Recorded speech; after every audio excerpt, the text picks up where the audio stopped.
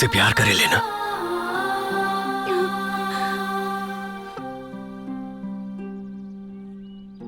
जल चढ़ाओ, जल चढ़ाओ, बाबा पियासल बाड़े।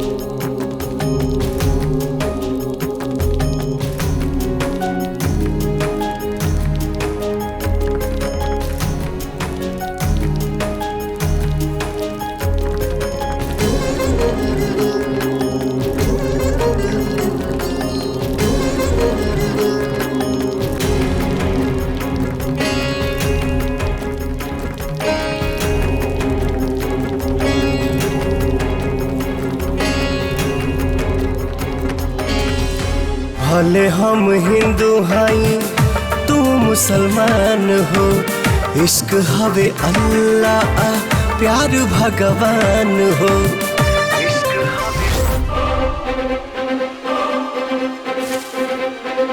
मुझे मंदिर के नीचे का खजाना चाहिए, नीचे का। मुझे मुझे मुझे मुझे मंदिर से कुछ लेना देना नहीं। मुझे मुझे खजाना चाहिए। मंदिर तोड़े बगैर खजाना नहीं मिलेगा। मुझे मुझे छोड़ दो।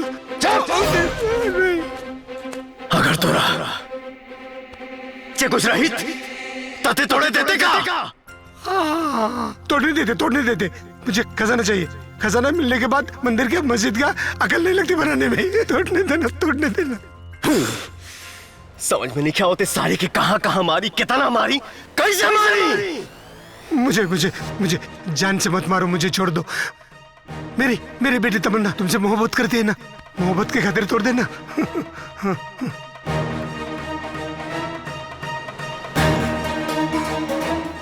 मोहब्बत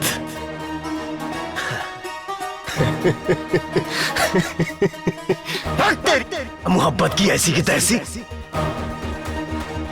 हम तोरा बेटी से उतना मोहब्बत कभी नहीं की कहिले जितना आज तो पे अभी नफरत होता।